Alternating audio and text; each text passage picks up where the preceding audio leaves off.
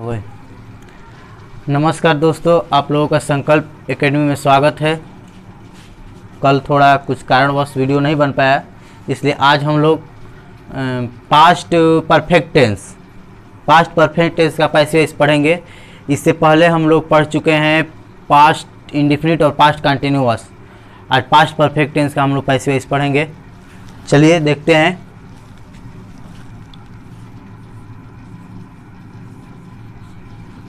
Past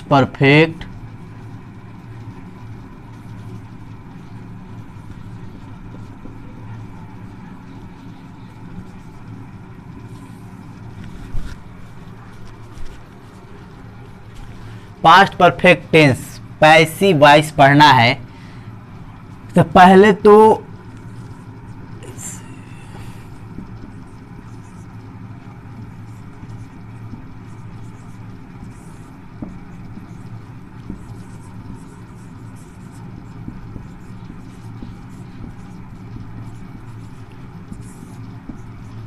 ध्यान दीजिए,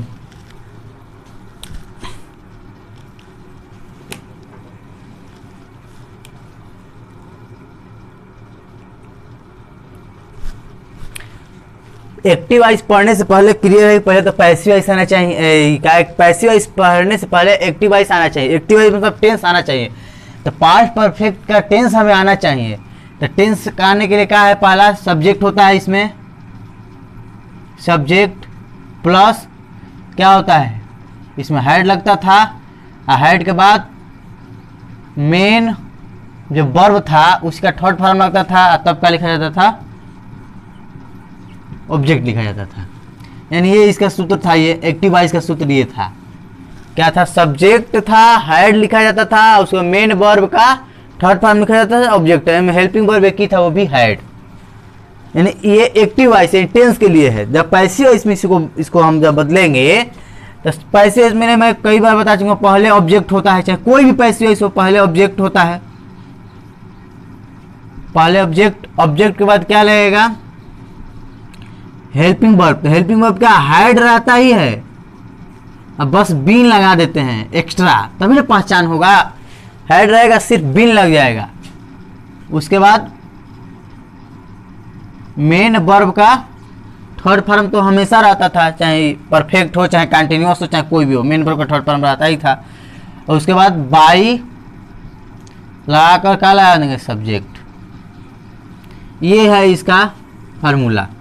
यानी ऑब्जेक्ट रहेगा हेड बिन सब में रहेगा, चाहे एक वचन ऑब्जेक्ट हो या बहुवचन ऑब्जेक्ट हो। उसके बाद मेन वर्ब का थर्ड फॉर्म, उसके बाद बाई, उसके बाद सब्जेक्ट। यानी पास्ट परफेक्ट टेंस नहीं आएगा तो पैसिव वॉइस नहीं आ पाएगा, पहले टेंस आएगा। अब टेंस में जैसे वह भोजन पका चुकी थी। ठीक है, तो चुका था, चुकी थी रहता है लास्ट में, तो उसे क्या कहते हैं, पास्ट परफेक्ट टेंस कहते हैं। इसको हम लोग पहले एक्टिव वॉइस में बना लें। एक्टिव वॉइस बनाएंगे, वह भोजन पका चुकी थी, यानी लड़की है तो क्या होगा, वह कहेंगे जी सी। उसके बाद हेड लगाएंगे, हेल्पिंग वर्ब हेड, चुकी थी कहेंगे जी। और पकाना का कुक, तो कुक का तीसरा फॉर्म कुकड होगा, कुकड हो जाएगा। उसके बाद भोजन मतलब फूड, FOOD, फूड या डिश भी हो सकता है, DI या डिश में भी खाद्य पदार्थ भोजन। कुक मान लीजिए कुक हो गया, फूड हो गया, कुकड फूड। अब तो हमको ये क्या है, अब चेक करें हम एक्टिव वॉइस में है कि नहीं। तो सब्जेक्ट है तो सब्जेक्ट है, ये है। उसके बाद हेड है तो हेड भी है, मेन वर्ब का थर्ड फॉर्म भी है, उसके बाद ऑब्जेक्ट है। तो ये हम लोगों को क्लियर हो गया कि नहीं, ये क्या है, पास्ट परफेक्ट टेंस है। जब पास्ट परफेक्ट टेंस क्लियर हो गया तो हम इसका पैसिव वॉइस बनाएंगे। अब पैसिव वॉइस बनाने के लिए पहले हम क्या लिखेंगे, ऑब्जेक्ट। इसमें ऑब्जेक्ट क्या है, फूड ऑब्जेक्ट है। इसी को फर्स्ट टाइम में लिख देंगे, FOOD, फूड। उसके बाद हेड बीन होना चाहिए, तो हेड बीन। अब इसमें ऑब्जेक्ट को देखना ही नहीं है, FOOD होगा। ऑब्जेक्ट को इसमें देखना ही नहीं है कि एक वचन है या दो वचन, हेड बीन, तो हेड बीन हो जाएगा, क्योंकि एक ही हेल्पिंग वर्ब है, हेड बीन। उसके बाद मेन वर्ब का थर्ड फॉर्म, तो खुद थर्ड फॉर्म है, ये है कुकड। इसी को चुपचाप लिख देंगे अपना, COOKED, कुकड। उसके बाद क्या लगाएंगे, बाई लगाएंगे, बोला है ना उसको प्लस बाई। अब बाई लगाने के बाद सब्जेक्ट, तो सब्जेक्ट क्या है, सी, तो सी को सी ही नहीं लिखेंगे, मैं बताया हूँ इधर सब्जेक्ट जब सी रहता है तो जब पैसिव वॉइस में बनाते हैं तो क्या हो जाता है, हर हो जाता है। नेक्स्ट वीडियो में बताया गया है इस चेंज होता है, सी रहता है तो हर होता है, आई रहता है तो मी होता है, ही रहता है तो हिम होता है, ये चेंज होता है। यू रहता है तो यू ही होता है, वी रहता है तो अस होता है, ये चेंज होता है सब्जेक्ट। ये नहीं, नाम रहेगा तो नाम तो वही सेम रहेगा, नाम का नाम ही रहेगा, नहीं कि बाई लगा कर नाम चेंज नहीं होता है। यानी कितना आसान है, ऑब्जेक्ट लगा देंगे, हेड भी लगा देंगे, वर्ब का थर्ड फॉर्म बाई लगा कर सब्जेक्ट लिखते हैं। और उदाहरण के माध्यम से देख रहे हैं, एक आध दो और देख ले रहे हैं, अच्छे से क्लियर हो जाएगा।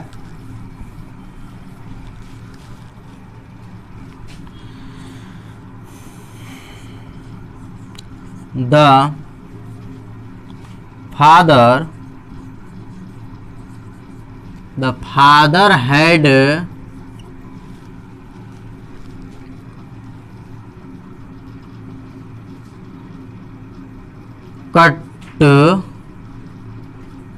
cut wood। इसका है ये, मतलब चेक करें हम ये पास्ट परफेक्ट टेंस में है कि नहीं। तो सब्जेक्ट है, सब्जेक्ट बाद हैड है, उसके वर्ब का थर्ड फॉर्म भी है, उसके बाद वुड भी, यानी कि ये पास्ट परफेक्ट टेंस है। अब इसको हम बनाएंगे पैसिव वॉइस। इसका हिंदी हो जाएगा, पिताजी चुके थे, कट मैंने काटना, उड़ मैंने लकड़ी, पिताजी लकड़ी काट चुके थे होगा इसका हिंदी। अब हम लोग इसको पैसिव वॉइस बनाएंगे तो पहले लिखेंगे ऑब्जेक्ट। ऑब्जेक्ट क्या है, वुड है, क्योंकि काट चुके थे तो क्या काट चुके थे, वुड, यानी वुड क्या है, ऑब्जेक्ट है। क्या हो जाएगा, WOOD, वुड, वुड काट चुके थे, वुड हो गया। उसके बाद हैड बीन लगेगा, helping verb, had been, had है, बीन लग जा रहा है खाली एक्स्ट्रा, बीन। बीन के बाद मेन वर्ब का थर्ड फॉर्म था कट, कट का कटी होगा, CUT थर्ड फॉर्म भी कटी होता है, CUT कट। उसके बाद बाई लगाएंगे, बाई लगाने के बाद फादर, फादर है तो बाई फादर ही होगा।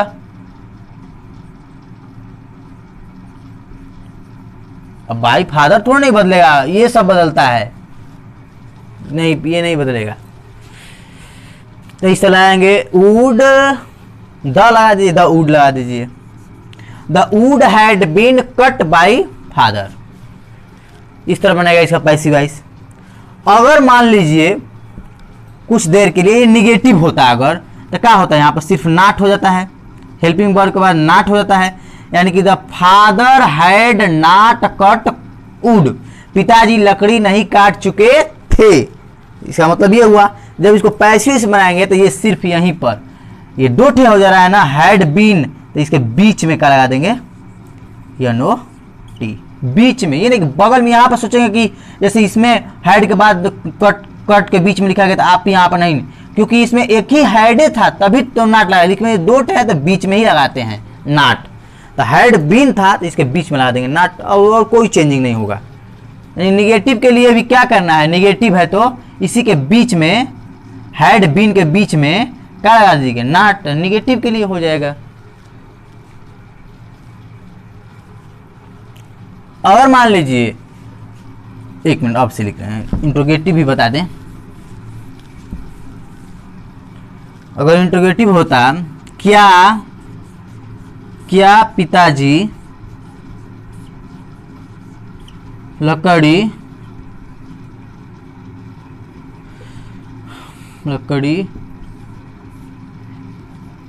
काट चुके थे। देखिए ध्यान दीजिएगा, क्या है तो हेल्पिंग वर्ब को ही पहले रखते हैं, व्हाट तो लिखते नहीं है, बहुत पहले भी बता चुका हूँ, शुरू में क्या रहता था, व्हाट नहीं लिखते हैं, यानी कि हेल्पिंग वर्ब क्या लगता है, इसमें हैड ही लगता था, तो हैड। उसके बाद द फादर, उसके बाद काटना का थर्ड फॉर्म था कट ही होता है, उसके बाद वुड, WOOD, वुड, लास्ट में क्वेश्चन मार्क। तो ये तो क्या हो गया, ये इंट्रोगेटिव सेंटेंस हो गया, यानी कि प्रश्नवाचक वाक्य हो गया। प्रश्नवाचक वाक्य है ये, क्या पिताजी लकड़ी काट चुके थे, यस या नो में कह सकते हैं, यस या नो। तो हम लोग भी क्या लगाएंगे, हैड है तो हेल्पिंग वर्ब पहले लगा देते, हेल्पिंग वर्ब हम लोग क्या लगाते थे, हैड बीन, इसमें हेल्पिंग वर्ब लगाते थे, हैड बीन। तो इसमें तो हैड है, अब बीन तुरंत लगाएंगे नहीं क्योंकि दोनों लगातार फर्स्ट टाइम में नहीं लगाते हैं। अब उसके बाद वुड लगाएंगे क्योंकि क्या लगा, ऑब्जेक्ट ही पहले लिखा जाता है, तो वुड, WOOD, वुड हो जाएगा। उसके बाद यहां पर अब लगाएंगे क्या, BEEN, बीन, यहां पर बीन लगाएंगे। उसके बाद थर्ड फॉर्म, मेन वर्ब का थर्ड फॉर्म था, कट का कट ही हो जाएगा। उसके बाद बाई फादर, यानी इसमें पैसिव वॉइस में ऑब्जेक्ट हमेशा पीछे रहता है, लास्ट में, ये लास्ट में ही रहेगा। तो यानी कि यहाँ पर चेंज होगा, अगर सेंटेंस अगर इंट्रोगेटिव है तो ये हैड को यहाँ से उठाएंगे, हैड को क्या कर देंगे, यहाँ पर स्टार्टिंग में लगा देंगे, HAD, यहाँ पर क्या लगाएंगे, बीन तो रहेगा ही रहेगा, सब्जेक्ट के बाद बीन रहेगा, यानी सूत्र ये हो जाएगा, had object plus been plus main verb का थर्ड फॉर्म प्लस बाई लगाकर सब्जेक्ट लगाते हैं, इस तरह बनाते हैं। और हम लोग का दो समझ लेते हैं, ये तो बहुत इजी है, लग रहा है सब ऐसे इजी है।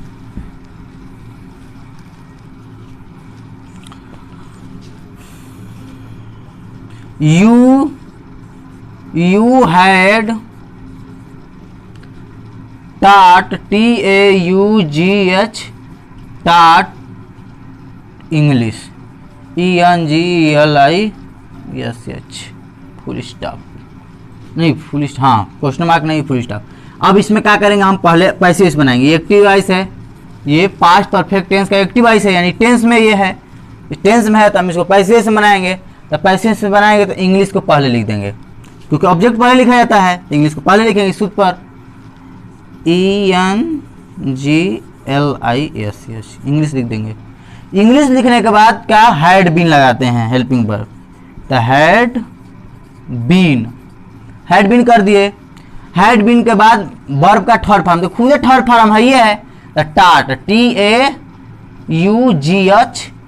टाट। उसके बाद बाई लगाएंगे, बाई, और उसके बाद क्या है, यू, तो यू कर देंगे, YO, यू बदलता नहीं है क्योंकि यू का यू ही होता है। तो इंग्लिश हैड बीन टाट बाई यू, इसमें मेन कर्ता मेन होता है पहले, इसमें कर्म को पहले लिखा जाता है, इसमें कर्म पहले, यानी ऑब्जेक्ट पहले, इसमें कर्ता पहले। इसका मतलब हुआ आप अंग्रेजी पढ़ा चुके थे या तुम अंग्रेजी पढ़ा चुके थे, इसका मतलब ये हुआ। अब इसका मतलब भी वही है, आपके द्वारा इंग्लिश पढ़ाया जा चुका था, द्वारा, बाई मन के द्वारा, आपके द्वारा इंग्लिश पढ़ाया जा चुका था। बात वही है, एक चीज को दो प्रकार से बनाने का तरीका है ये। तो पैसिव वॉइस में कुछ चीज फिक्स होता है, पहले क्या होना चाहिए, ऑब्जेक्ट एकदम फिक्स। उसके बाद क्या होना चाहिए, हम पैसिव वॉइस कोई भी हो, मेन वर्ब का थर्ड फॉर्म, ये दो चीज फिक्स होता है, ये दो चीज फिक्स है पैसिव वॉइस में। ऑब्जेक्ट को फर्स्ट टाइम में लिखना और मेन वर्ब का थर्ड फॉर्म लिखना, यानी मेन वर्ब का थर्ड फॉर्म अगर आप लोगों को याद है, अगर बढ़िया से समझ गए हैं तो इसका उपयोग पैसिव वॉइस में होगा। और आप लोगों को, और वो भी अगर परफेक्ट में है तो थर्ड फॉर्म तो खुद रहता है, परफेक्ट या कोई भी हो, चाहे प्रेजेंट परफेक्ट हो या पास्ट परफेक्ट हो या फ्यूचर परफेक्ट हो। परफेक्ट में जब रहता है तो पैसिव वॉइस, अरे परफेक्ट में तो खुद थर्ड फॉर्म आता है टेंस में। आप पैसिव बनाते हैं तो और इजी हो जाता है, उसका थर्ड फॉर्म खुद रहता है, केवल उसको लिखना रहता है। और वहीं दूसरा रहता है, मान लीजिए प्रेजेंट इंडिफिनिट हुआ, पास्ट इंडिफिनिट हुआ, तो उसका थर्ड फॉर्म तो होता नहीं, उसमें थर्ड फॉर्म आप लोगों को ध्यान देना पड़ेगा। तो इस तरह हम लोग पास्ट परफेक्ट टेंस का पैसिव वॉइस आज हम लोग समझ लिए। नेक्स्ट वीडियो में इसके नेक्स्ट का पैसिव वॉइस समझेंगे। तो पास्ट परफेक्ट कंटिन्यूअस टेंस का होता ही नहीं है, पास्ट परफेक्ट बात का, पास्ट परफेक्ट कंटिन्यूअस का होता ही नहीं है। लास्ट में जो तीनों टेंस है ना, प्रेजेंट इंडिफिनिट, अरे प्रेजेंट, पास्ट, फ्यूचर, लास्टवा का होता ही नहीं, जो समय के साथ रहा है, रही है, रहा था, लास्टवा जो होता था समय के साथ वाला से सिंग्स फार लगता था, सेक अंग्रेजी, उसका होता ही नहीं है, तीनों में किसी का भी नहीं होता है। तो 3 ठे तो ऐसे ही तरह कट जाता है, और 1 ठे फ्यूचर में का नहीं होता है, यानी 4 ठे का पैसे वाइस होता ही नहीं है। 12 ठे में सिर्फ 8 का ही पैसे वाइस होता है। तो हम लोग क ठे पढ़ लिए, 3 ठे पढ़ लिया, और 3 गो इसमें का, 3 ठे उसमें का, 6 ठे पढ़ लिए हैं और 2 ठे पढ़ना है।